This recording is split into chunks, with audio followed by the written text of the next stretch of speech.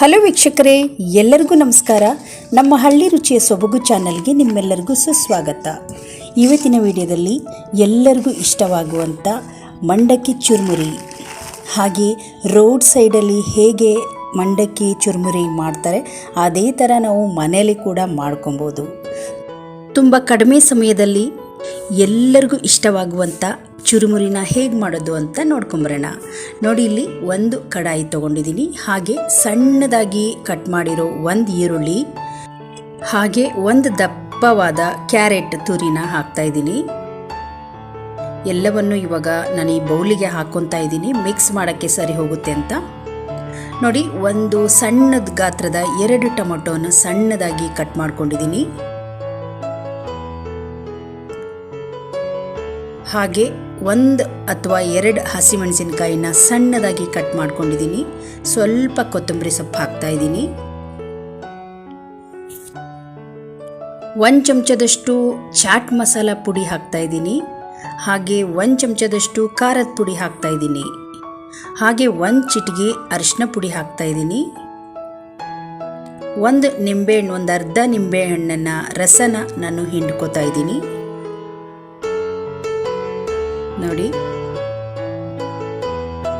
ಈಗ ನಾವು ಚೆನ್ನಾಗಿ ಇದನ್ನು ಮಿಕ್ಸ್ ಮಾಡ್ಕೋಬೇಕು.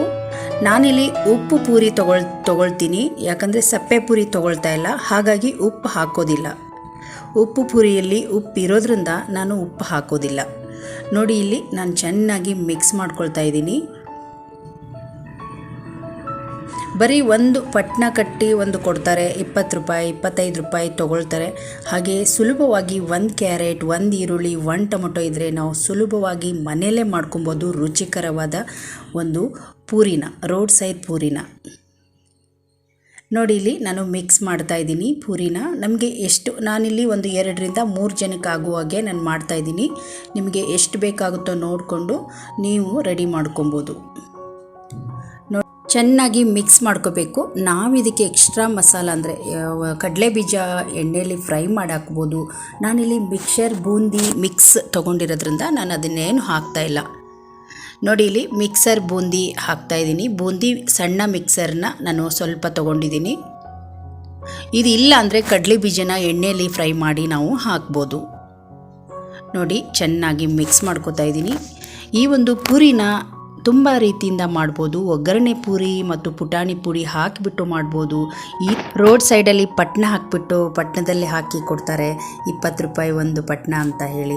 ಆ ಒಂದು ಚುರುಮುರಿ ಟೇಸ್ಟೇ ಇದು ಸಿಗುತ್ತೆ. ನಾವು ಮನೆಯಲ್ಲಿ ನೋಡಿ ಎಷ್ಟು ಸುಲಭವಾಗಿ 1-2-3 ನಿಮಿಷದಲ್ಲಿ ಮಾಡುವಂಥ ಒಂದು ಚುರುಮುರಿ ಇದು. ತುಂಬ ರುಚಿಯಾಗುತ್ತೆ, ಮಕ್ಕಳಿಗಂತೂ ತುಂಬ ಇಷ್ಟ ಆಗುತ್ತೆ. ನಾವು ಇದಕ್ಕೆ ಬೇಕಿದ್ರೆ ನಿಪ್ಪಟ್ಟು, ಚಕ್ಕಲಿಗಳು ಎಲ್ಲವನ್ನು ನಾವು ಹಾಕೊಬೋದು. ಇಲ್ಲಾಂದರೆ ಈ ಒಂದು ಪಾನಿಪುರಿ ಇಲ್ಲಿ ಹಾಕೋ ಪೂರಿ ಇರುತ್ತಲ್ಲ, ಅದನ್ನು ಕೂಡ ನಾವು ಪುಡಿ ಮಾಡಿ ಹಾಕೊಬೋದು, ರುಚಿ ಸಿಗುತ್ತೆ ಇದ್ದರೆ. ನೋಡಿ, ಈಗ ನಾನು ಪಟ್ನ ರೆಡಿ ಮಾಡಿ ಇಟ್ಕೊಂಡಿದ್ದೀನಿ. ಇವಾಗ ಪಟ್ನದಲ್ಲಿ ಹಾಕ್ತಾಯಿದ್ದೀನಿ. ರೋಡ್ ಸೈಡ್ ಸಿಗುವ ಮಂಡಕ್ಕಿ ಚುರುಮುರಿ ರೆಡಿ ಆಯಿತು. ನೋಡಿ, ಇವಾಗ ಪಟ್ನಕ್ಕೆ ಹಾಕ್ತಾಯಿದ್ದೀನಿ. ಅತಿ ಸುಲಭವಾಗಿ ಬೇಗ ಮಾಡುವಂಥ ಒಂದು ಚುರುಮುರಿ ಇದು. ರೋಡ್ ಸೈಡಲ್ಲಿ ತಿನ್ನೋದಕ್ಕಿಂತ ಮನೆಯಲ್ಲಿ ಆ ರುಚಿನ ನಾವು ಮನೆಯಲ್ಲೇ ಸವಿಬೋದು. ಮನೇಲಿ ಮಾಡಿಕೊಂಡಷ್ಟು ಆರೋಗ್ಯಕ್ಕೆ ತುಂಬ ಒಳ್ಳೆಯದು.